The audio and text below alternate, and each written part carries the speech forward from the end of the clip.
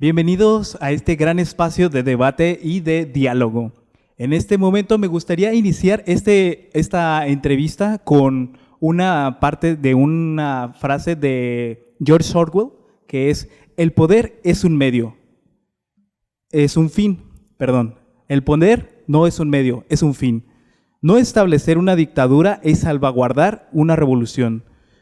Hacer una revolución es establecer una dictadura. Este sale en el libro de George Orwell en 1984 y esto nos da pauta para iniciar con un pequeño reportaje que nos preparó nuestra compañera Jess Aguilar. Vamos con él.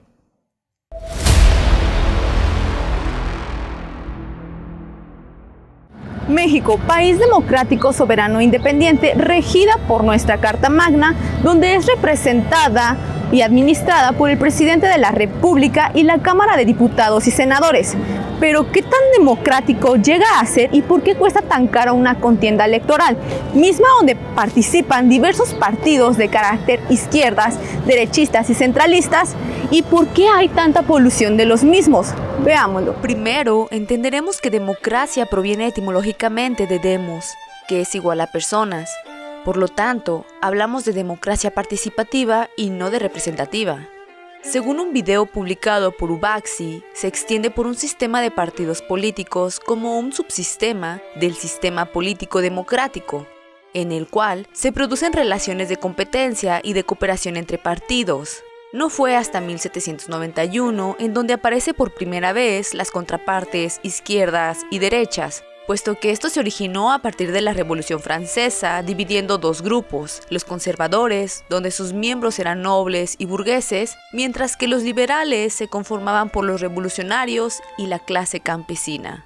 El 15 de diciembre de 1835 se promulgaron las bases constitucionales que establecieron un régimen centralista y, apoyado con el artículo 9 de la Constitución Política de los Estados Unidos Mexicanos, establece que el derecho de reunión implica la libertad de todos los habitantes de la República para poder congregarse con otros con cualquier finalidad y objeto, siempre que dicha reunión sea de carácter pacífica y tenga un objeto lícito. Si se trata de reuniones de carácter político, es decir, que tengan relación directa con la celebración de las campañas electorales o con la emisión de sufragios o en general con los procesos electorales, solamente podrán participar los ciudadanos mexicanos.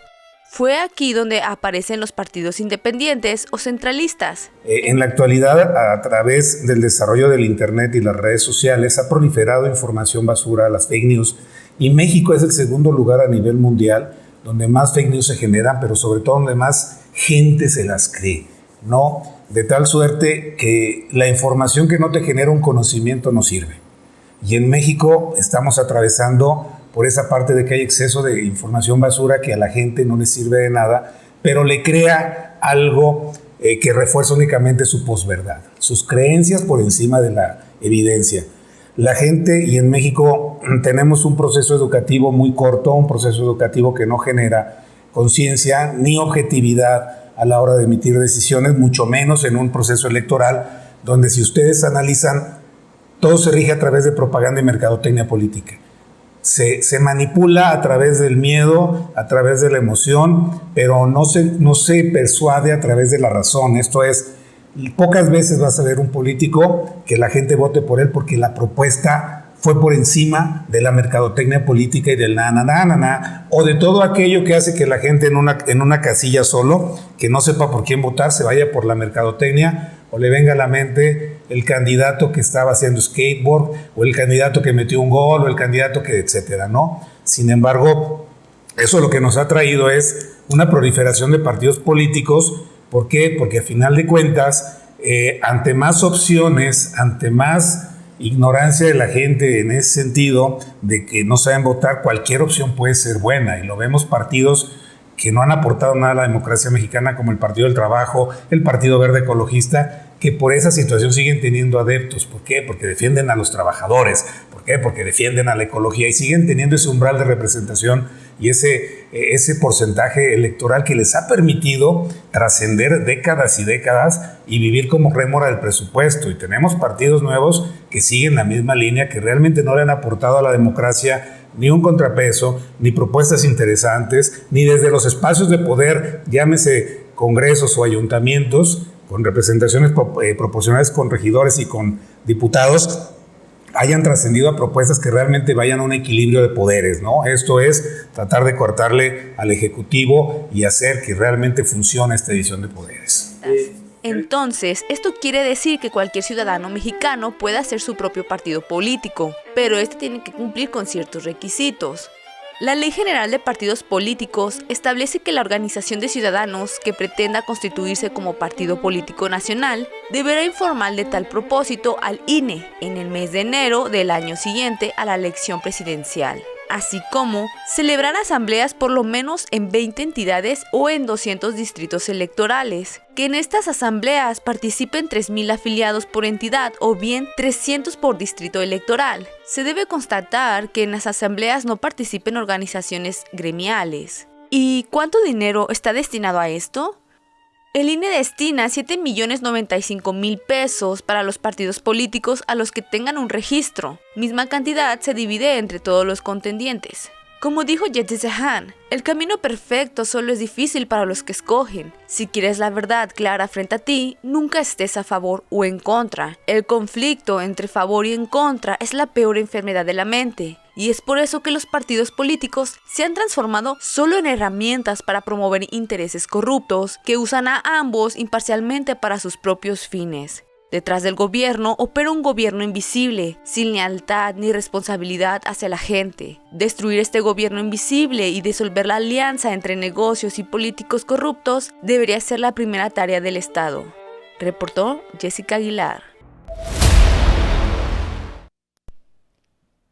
Gran trabajo de mi compañera Jess, que pudo hacer esta cápsula para ustedes, y esperemos que hayan encontrado un poco de contexto en el tema que vamos a llevar. Pero para esto vamos a presentar al invitado, porque es un gran invitado el que tenemos aquí, Entre Miradas. Vamos con la pequeña semblanza que preparamos para él. Es licenciado en Estudios Políticos y Gobiernos por la Universidad de Guadalajara y maestro en Filosofía Política por la Universidad del Valle de Atemajac. Cuenta con 3 especialidades: Sistemas Electorales, Gestión Pública, Estratégica y Liderazgo enfocado a los funcionarios públicos. Laboralmente se ha desempeñado como coordinador regional de la Secretaría General de Gobierno de Jalisco, coordinador de Análisis Político y Social del Instituto del Estado de Opinión. Desde el 2013 es subsecretario administrativo del Sistema Universitario de Radio, Televisión y Cinematografía de la Universidad de Guadalajara. Asimismo, actualmente desarrolla 2 proyectos de comunicación enfocada a las redes sociales: Soy Comunicólogo y En la Opinión de Joel Díaz, ambos con una presencia en Facebook y en YouTube. Está con nosotros en Entre Miradas Joel Díaz García. Como vieron, ya estamos aquí con el invitado. Muchas gracias por venir, Joel. Estamos aquí en Entre Miradas. Gracias por tomar la invitación y venir a esta parte del debate. No, pues muchas gracias a la Universidad Enrique Díaz de León y con gusto cuando quieran podemos platicar. Sí, como vieron, gente, la parte que vamos a tocar es de política. La política es muy turbia.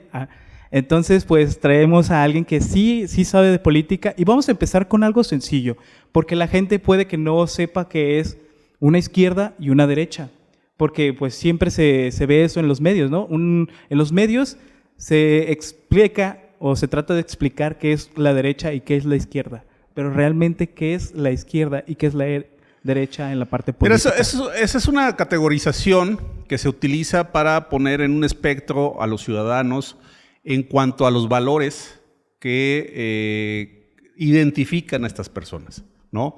Generalmente quienes tienen como valor fundamental el valor de la libertad son a las personas que ubicas en el cuadro de derecha y las personas que tienden a valorar más como valor social la igualdad tienden a estar dentro del espectro de la izquierda. Entonces es una valoración, digamos, académica que trata de situar en qué posición se encuentra un ciudadano respecto de este espectro ideológico, ¿no? Que puede tener muchos matices porque tiene que ver con igualdad para qué, igualdad en qué, libertad para qué, y una serie de cuestionamientos que te permitirían ir identificando que aunque haya este espectro, Los ciudadanos pueden ubicarse en distintos puntos de esa línea con dos polos opuestos, ¿no?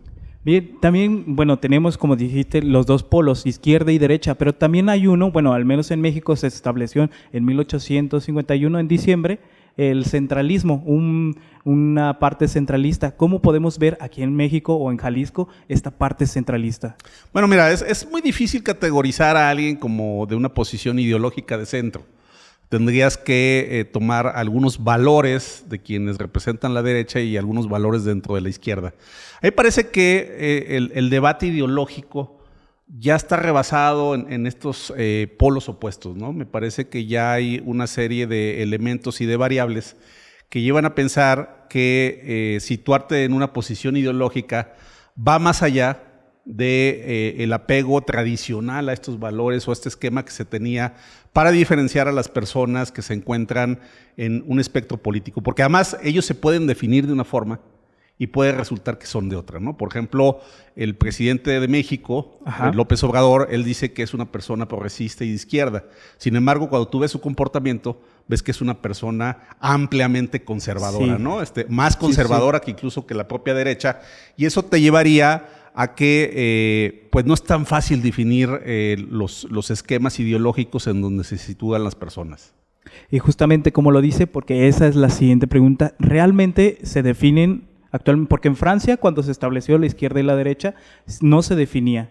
Bueno, sí se definía por la burocracia y por la parte de los aristócratas. Ellos eran los que tenían la derecha. Bueno, fue una forma, fue un acomodo que tenía el Parlamento francés para ubicarte respecto de las posiciones que tenías, ¿no? Los que se ubicaban en la derecha eran más proclives a apoyar el régimen monárquico de aquel entonces. Y quienes se situaban en la parte de izquierda eran personas que planteaban que tendría que venir un nuevo acuerdo y una forma de organización política distinta a la feudal en aquel tiempo, ¿no? Entonces fue un acomodo, digamos que era parte operativa de cómo funcionaba el Parlamento en aquellos tiempos, pero que hoy en día, vuelvo a insistir, ya no es tan vigente. Creo que categorizar a las personas como tú eres de derecha, tú eres de izquierda, lo único que lleva es a polarizar una sociedad. Y creo que lo que menos necesita una sociedad es dividirse, encontrar en quien piensa de forma distinta un enemigo. Y en ese sentido creo que hay que tener mucho cuidado cuando nosotros ponemos categorías ideológicas para las personas. Siempre ha habido una polarización, es el blanco y el negro, hay cada punto de cada lado. Pero ¿qué pasa cuando esta polarización se inclina hacia un lado? Cuando, digamos, la izquierda se hace totalitarista, una dictadura. Pero mira, pasa de los dos lados. Es decir, grupos de extrema y totalitarios son tanto izquierdas como derechas. Sí. Yo creo que la única forma que tú tienes de evitar que esto suceda en un régimen político democrático tiene que ver primero con que quienes hacen política y se ubican como dentro de un espectro ideológico, aprendan primero que pueden existir formas distintas de pensar y por tanto las validen, ¿sí? Okay. Es decir, yo tengo una forma de pensar, pero respeto que tú tengas una distinta y permito que esa exista, ¿no? Segundo, tiene que ver con que aceptes que las mayorías y las minorías a través del tiempo son cambiantes. Por ejemplo, hoy nos gobierna un gobierno que se dice de izquierda, pero que en antaño eran minoría. Sí. Y que en un futuro pueden volver a ser minoría. Es decir, no es permanente en el tiempo la posición ideológica de una sociedad. Entonces, eso es muy variable y yo creo que otro de los elementos importantes que evitan que se genere una polarización extrema como la que empezamos a vivir en México, tiene que ver con el compromiso de esas fuerzas políticas por respetar las normas de acceso al poder político. ¿Qué quiere decir esto? Que tú aceptes que puedes ganar, pero que también puedes perder, ¿no? Y que cuando ganas, pues está padre, pero cuando pierdes tienes que tener la altura de miras para decir, en este momento no soy mayoría, respetamos que la sociedad quiera cambiar de proyectos, de ideas, de valores, y eso se vale.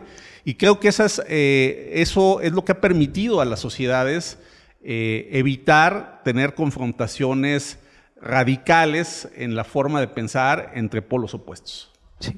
Bueno, aquí ya fue unánime el voto, nos tenemos que ir a corte, en un momento regresamos con este gran tema.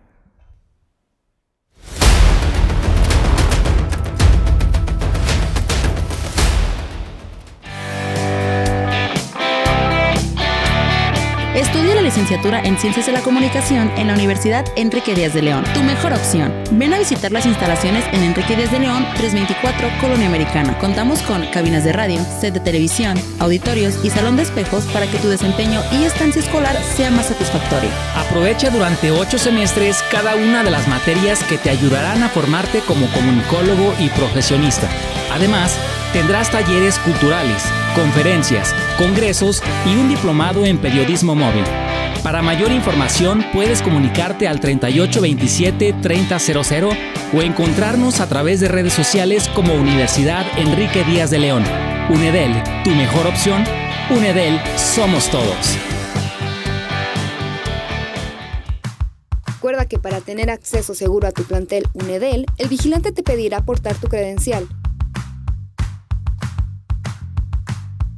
ya que para seguridad de todos, la credencial te identifica como estudiante de la universidad. Recuerda también pagar tu mensualidad a tiempo para evitar contratiempos. UNEDEL, somos todos.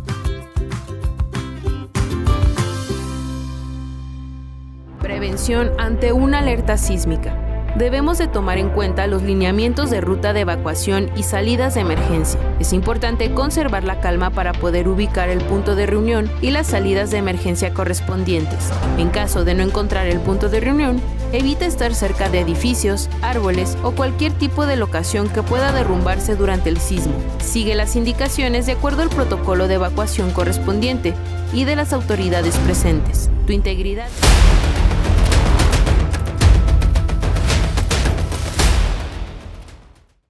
Y bueno, regresamos a esta gran charla, nos quedamos integrados en la parte de qué pasa en la parte de las elecciones. Hay un bombardeo completo de información de los medios, de las mismas oposiciones y surgen nuevos partidos. ¿Esto qué influye en las personas para que puedan tomar un buen voto?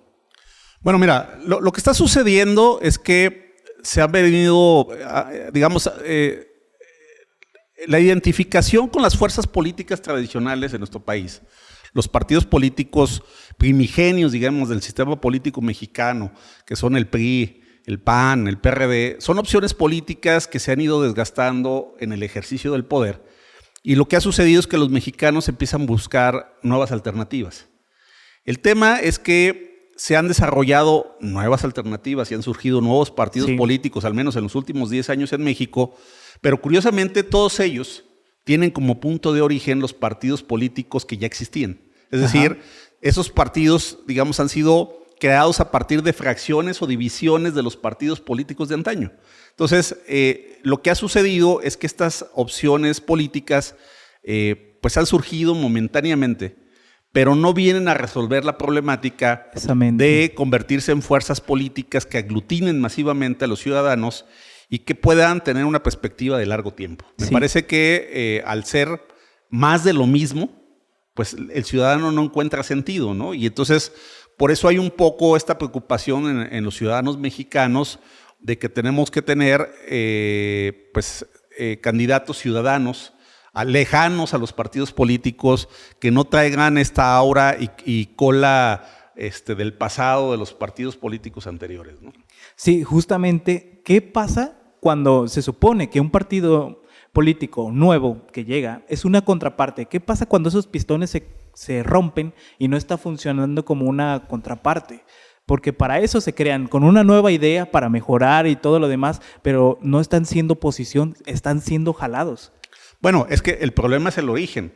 No son ciudadanos que se están organizando para crear nuevas fuerzas políticas. Son políticos que están rompiendo con los partidos políticos en los que estaban, porque sintieron que ya no tenían esta capacidad de seguir creciendo en sus aspiraciones políticas, rompen con ellos y crean nuevas fuerzas políticas. Pero estas nuevas fuerzas políticas responden a dinámicas políticas del pasado. Y por eso el ciudadano común no encuentra en estas nuevas fuerzas políticas todavía un proceso de identificación que lleve a pensar que estos partidos políticos se van a consolidar a través del tiempo.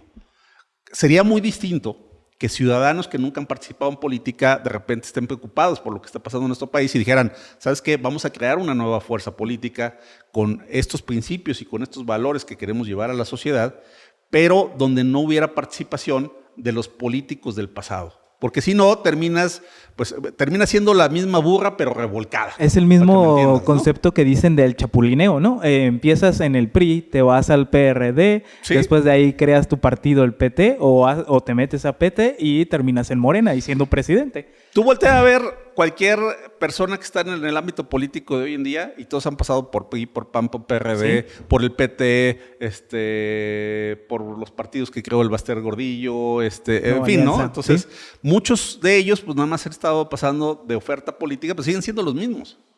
Lo que necesitamos es oxigenar la política. Y oxigenarla significa no solo que nuevos ciudadanos participen en política, sino también que tengamos la capacidad para permitir que se creen nuevas expresiones políticas en nuestro país. A la gente siempre cuando se le habla de dinero es cuando realmente reacciona. Cada sexenio se crean nuevos partidos políticos y dentro de estos partidos políticos ya tenemos una sobrepoblación, no sabemos cuál tomar, pero ¿qué tanto de este dinero destinado al INE, a los partidos políticos, se le da realmente a Bueno, mira, de lo que nos cuesta nuestra democracia, porque esa es una discusión que está hoy en día muy en boga con este proyecto de reforma electoral que presentó el presidente, se habla de que nuestra democracia es cara. Sí, es muy cara. Pero yo lo que diría es, ¿caro en relación a qué? ¿No? ¿Qué es mejor? ¿Tener un gobierno autoritario o que los ciudadanos tengamos la posibilidad de elegir a las autoridades que nosotros queramos? Me parece que es mejor lo segundo, aunque eso cueste. Ahora, ¿por qué es caro?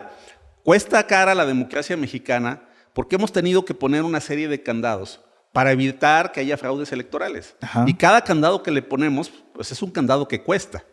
Pero además de lo que nos gastamos en los procesos electorales, prácticamente el 80% de los recursos va destinado al gasto operativo de los partidos políticos, que es ahí donde está el gasto fuerte y es algo que no te dicen los políticos.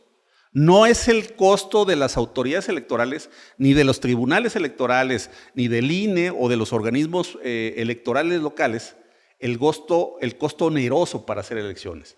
El costo oneroso está en tener una credencial para votar, con muchos candados para que permita tener certeza de que quien va a votar lo hace por una sola vez.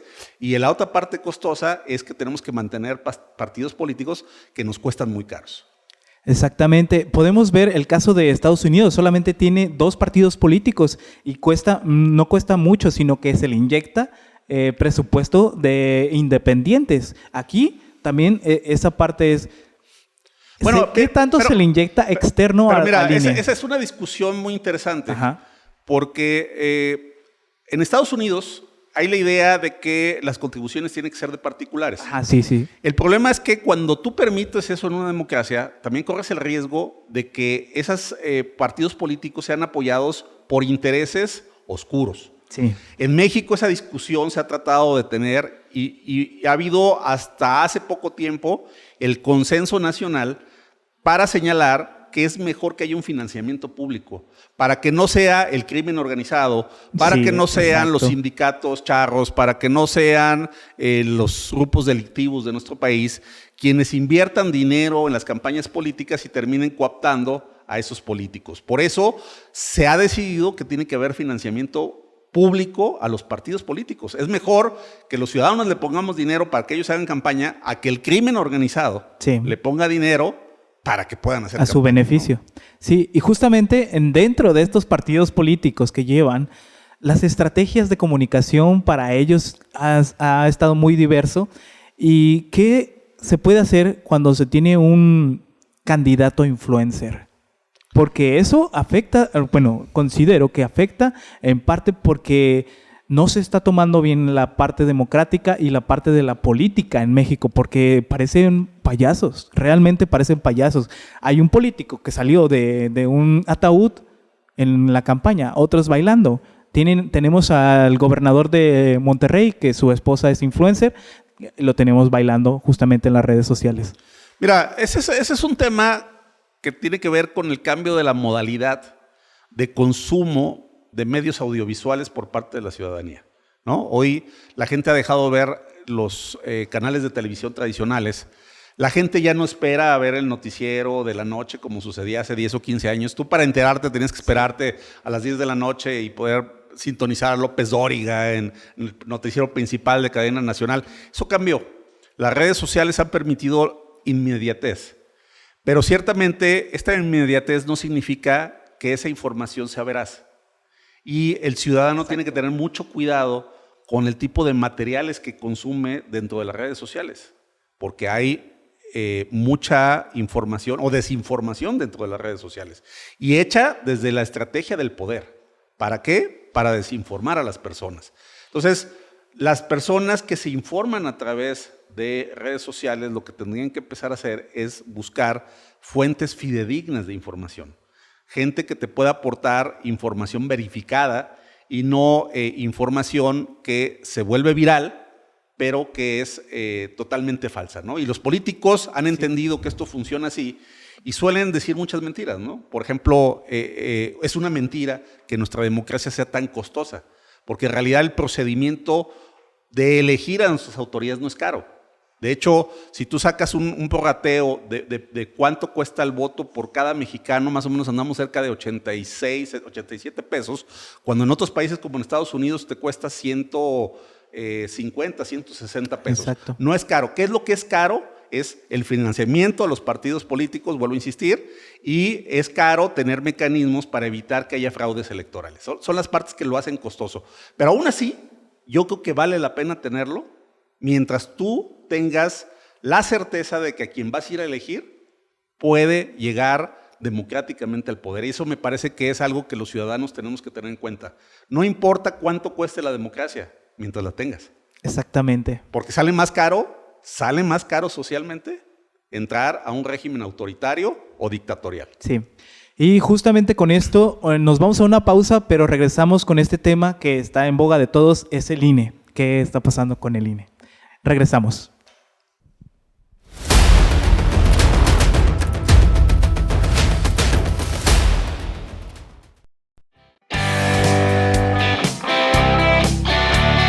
Estudia la licenciatura en Ciencias de la Comunicación en la Universidad Enrique Díaz de León. Tu mejor opción. Ven a visitar las instalaciones en Enrique Díaz de León, 324, Colonia Americana. Contamos con cabinas de radio, set de televisión, auditorios y salón de espejos para que tu desempeño y estancia escolar sea más satisfactorio. Aprovecha durante 8 semestres cada una de las materias que te ayudarán a formarte como comunicólogo y profesionista.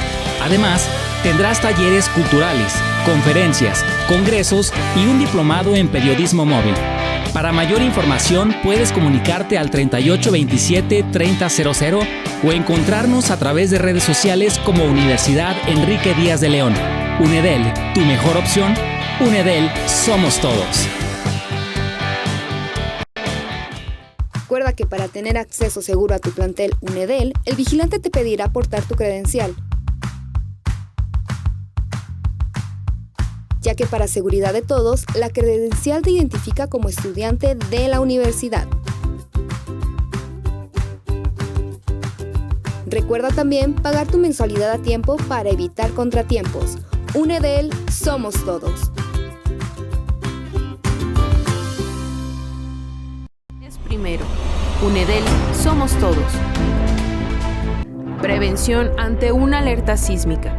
Debemos de tomar en cuenta los lineamientos de ruta de evacuación y salidas de emergencia. Es importante conservar la calma para poder ubicar el punto de reunión y las salidas de emergencia correspondientes. En caso de no encontrar el punto de reunión, evita estar cerca de edificios, árboles o cualquier tipo de locación que pueda derrumbarse durante el sismo. Sigue las indicaciones de acuerdo al protocolo de evacuación correspondiente y de las autoridades presentes. Tu integridad es primero. UNEDEL, somos todos.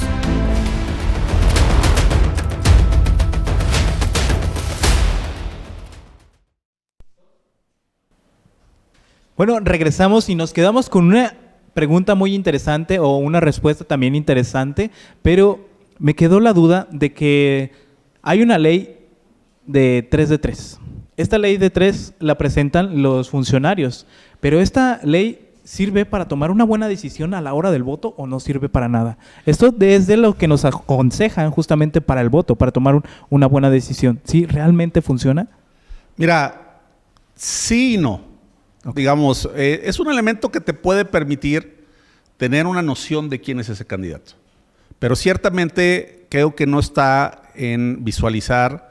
Yo creo que una de las cosas que tú no puedes evaluar en un mecanismo de rendición de cuentas como es un 3 de 3, donde te piden qué trabajos has tenido, qué salarios has tenido, qué cosas has comprado a través de la vida, no definen de todo lo que es un candidato, porque uno de los elementos que no está evaluado ahí es la congruencia, ¿no? Sí. ¿Cómo te explicas que hoy tengamos un presidente de la República que vivió 18 años sin tener empleo? Ajá, sí, ¿no? sin pagar. Entonces, pues sí, fue un candidato que ganó el voto popular, fue un candidato que supo llegar a las demandas que tenían los mexicanos en su momento. Sin embargo, si te pones a revisar, tú dices, bueno, ¿cómo te explicas que alguien que ha trabajado todo el tiempo en el sector público, de repente dejó de trabajar 18 años, y esos 18 años de qué vivió?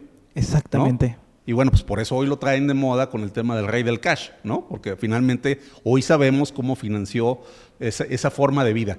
Pero entonces no hay congruencia. Y si tú ves las declaraciones de López Obrador, o sea, de poco te sirve que él te diga que trae 200 pesos en la cartera, sí, que tiene un rancho ya en un lugar llamado La Chingada, ¿no? O que pues que él no tiene bienes, ¿no? De nada te sirve porque eso no es congruente con lo que tú ves con la persona. Y esa es una de las partes que los ciudadanos tenemos que tener capacidad de analizar cuando vamos a un proceso electoral y ver si es congruente lo que se dice con lo que se hace. Lo que dices que has hecho en la vida. O sea, te pongo un caso. El Baster dice, ¿no? Yo soy maestra, he vivido del sector público toda mi vida y de repente eres una persona extremadamente rica. Sí. Bueno, ¿cómo explicas eso? No es posible que alguien se enriquezca en el sector público parte de los a menos sindicatos, que haya robado. Sí, ¿no? Los sindicatos ahí le ayudan bastante. Exacto. Y esta parte que nos da de la congruencia va muy bien porque justamente el presidente que tenemos es el que más miente. Aunque no lo crean la gente, tiene mayor popularidad. ¿Cómo podemos tener un presidente así cuando miente en todas las mañaneras, pero también miente en la forma de cómo una reforma electoral que se viene para el INE? ¿Esta reforma electoral realmente sí va a funcionar para el voto, para la democracia? Mira, te digo dos cosas. Primero, sí miente y con ganas. Sí. Una empresa de análisis político llamada Spin tiene documentadas más de 86,000 mentiras de López Obrador en lo que va del sexenio. Un promedio de 56 por la mañanera. Bueno, el segundo tema. ¿La propuesta de reforma electoral es buena? No. ¿Simula ser democrática? Simula. ¿A qué voy con esto? ¿Qué quiere hacer López Obrador? Primero, quiere que los miembros del Consejo General del IFE sean votados por la ciudadanía. Lo cual cualquiera podría decir, oye, pues si yo los voy a votar está padre. Lo que no está padre es que quien va a proponer a quienes van a ser los que van a ser votados en los ciudadanos es el presidente de la República. Entonces, cuando el presidente te dice, yo te voy a poner consejeros para que tú los votes, pues ya no tiene caso porque ya él previamente los eligió. Es simular la democracia. Pues es como un oligarca, es un oligarca prácticamente. Totalmente. Pero además hay otros puntos de la reforma que son muy delicados. Por ejemplo, quieren quitarle una de las partes importantes del trabajo del Instituto Nacional Electoral es la confección del padrón electoral. Bueno, hoy ese padrón electoral se lo quieren llevar a la Secretaría de Gobernación, que ya no sea la autoridad electoral que los lleve. ¿Por qué es importante el padrón electoral? Porque ahí tú estableces quiénes pueden acceder al voto y quiénes no. En el pasado, lo que llegó a suceder cuando Secretaría de Gobernación manejaba el padrón electoral es que votaban los muertos. Sí. ¿Sí? Es que votaban los extranjeros que de repente de un día para otro eran mexicanos. ¿no? Exactamente. De repente tenías que una misma persona aparecía en diferentes listados nominales para que pudiera votar en una casilla y luego en otra. Y entonces hacer esto que anteriormente en la jerga política del sistema político mexicano anterior se llamaba carrusel, ¿no? Entonces, quitarle el manejo del padrón electoral a la institución electoral es algo totalmente riesgoso. Pero además, otra de las proyectos que trae esta iniciativa de ley es desaparecer los órganos, los tribunales electorales locales y los órganos electorales locales. ¿Qué supone esto? Quitarle capacidad de organizar elecciones en nuestro país. Hoy se complementan estas jornadas. La existencia de un solo órgano electoral que cubra todas las elecciones del país va a ser difícil que lo pueda sacar. ¿Qué va a suceder? Que luego cuando vengan elecciones van a decir, ahí donde no tenía favorecido el partido del gobierno, no pudimos organizar elecciones y la gente no pudo votar y esos votos no contaron porque pues, no se instalaron casillas, ¿no? Entonces, estás poniendo en riesgo todo el proceso electoral. Entonces, la propuesta de López Obrador para reformar al INE es una propuesta que nos quiere llevar al pasado y que quiere volver a México a las épocas del autoritarismo mexicano. ¿Y cómo podemos? Bueno, se puede ahorita, se está viendo de la forma de cómo lo está haciendo, porque prácticamente los índices que hemos tenido aquí de violencia han aumentado, justamente todo lo que ha hecho ha sido al alza, pero a la negativa, y a eso voy con lo que los contrapesos. ¿Qué están haciendo los contrapesos? Porque una polarización justamente se está yendo al otro lado. Ese círculo se está haciendo más grande, ¿y qué están haciendo los contrapartes? ¿Solamente están de adorno? Bueno, es que los otros poderes han empezado a ser cooptados por el poder. La Suprema Corte ha estado presionada. Ustedes recuerdan que hay un caso incluso de un ministro que tuvo que renunciar a la Corte porque le dijeron, o te meto a la cárcel o renuncias. Y eso pues renunció. Esa es la presión política que hace hoy López Obrador. Ustedes lo acaban de ver con la militarización del país. Para que pudieran votar, amenazaron al líder nacional del PRI, Alito Moreno, que le iban a meter a la cárcel, y entonces lo doblaron para que pudiera votar a favor de la reforma. Entonces, López Obrador está cooptando a los otros poderes. De ahí va a venir un freno a su pretensión autoritaria de control político. No. ¿De dónde va a venir? De la ciudadanía. Y eso lo acabamos de ver en las marchas recientes del pasado 13 de noviembre. ¿Cuáles fueron las ofensas que estuvo diciendo justamente en la mañanera? ¿Quién se agarra diciendo cada mínimo 10 minutos para ofender a alguien? Mira, yo te lo pongo fácil. Un presidente es presidente para quienes lo votaron y para quienes no lo votaron. Sí. Cuando un presidente se dedica a ofender a los que no piensan como él o que no votaron por él, ese es un porro político, no es un estadista, no es un presidente. Es líder de una secta que quiere que todos piensen como él. Entonces, estamos en una situación complicada en el proceso político mexicano, pero yo tengo fe, por lo que pude ver en las 63 marchas que se hicieron en diferentes partes de nuestro país y en 4 países distintos, que hay una ciudadanía que está consciente de que tenemos un gobernante que se quiere hacer con el control absoluto del poder. Y entonces, por eso los ciudadanos tomaron la calle. ¿Y qué hacer justamente cuando él manipula a la parte de la Suprema Corte, dejando al juez otro sexenio para que empate y ahí pueda, porque de ahí viene la reforma para que se militarizara todo? La manipulación de López Obrador hacia los otros 2 poderes, ¿cómo está funcionando dentro de, o sea, no hay, solamente es un sistema totalista? Ahí lo que tiene que suceder es que el ciudadano común empiece a presionar a sus representantes. Eso. Es decir, hoy, ¿qué tiene que hacer el ciudadano aparte de haber marchado el 13 de noviembre? Bueno, tiene primero que sumarse a todo acto de movilización que suponga una defensa del Instituto Nacional Electoral o de los tribunales electorales. 2, ¿qué tiene que hacer? Presionar a sus legisladores, buscarlos en sus redes sociales, en sus casas de enlace y decirles, ¿sabes qué, maestro? Yo lo que quiero es democracia y quiero que mis hijos vivan con la capacidad de poder elegir democráticamente a sus autoridades, pero además que vivan en un régimen de libertad. Entonces, hay que presionar a esos legisladores para que vayan en consonancia con un país netamente distinto. ¿Qué tenemos que hacer? Que la gente salga a votar en 2024.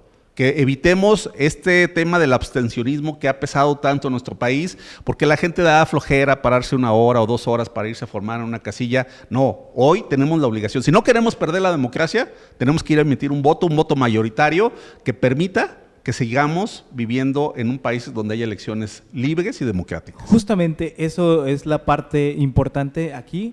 ¿Cómo podemos acercar a los jóvenes? Porque en su mayoría los que no van a votar son los jóvenes. ¿Cómo podemos hacer para que los jóvenes puedan ir a las urnas o tengan esta conciencia de la democratización y el poder de su voto? Porque es una obligación y también es el poder que tenemos para poder hacer este cambio. Mira, yo te lo diría fácilmente. Creo que lo que necesitamos es hacer conciencia en los jóvenes. Muchos de los jóvenes hoy que viven en México nacieron en democracia. Sí. Pero esa democracia tiene apenas 25 años de haberse establecido. Digamos, nosotros podemos considerar a México democrático desde 1997 para acá. Entonces, quienes nacieron después, pues les ha tocado vivir en democracia. Pero hay algunos que vivimos en la época del autoritarismo y sabemos lo difícil que es vivir así. Entonces, no queremos volver a eso. ¿Qué tenemos que hacer? Llamar a la conciencia a esos jóvenes para que platiquen con sus padres, para que platiquen con sus abuelos y se den cuenta lo que significaba vivir en un sistema político autoritario, que no es nada agradable, ¿eh? Que te persigan por las ideas que piensas, que no te permitan hacer activismo político, que te destruyan tu carrera personal o tu patrimonio porque te opones a las decisiones del gobierno. No está padre, o que te encarcelen o incluso que te desaparezcan, porque eso sucedió mucho en la vida política de México. Sí, justamente podemos irnos a la parte de las conclusiones porque lamentablemente se nos está yendo el tiempo y pues a mí me gustaría justamente empezar con esta parte que mencionan. Los invitamos y los externo a que tomen esta participación ciudadana, vean el interés hacia su democracia, porque es de nosotros y nosotros hacemos el cambio. Jóvenes, los externo a que vayan a las urnas, sean un voto consciente y realmente vean el cambio en México, que nosotros somos el cambio. Y también, como dice el maestro, se me hace irónico que sea el año en donde Ricardo Flores Magón esté en todos los sellos, cuando López Obrador oprime a la prensa.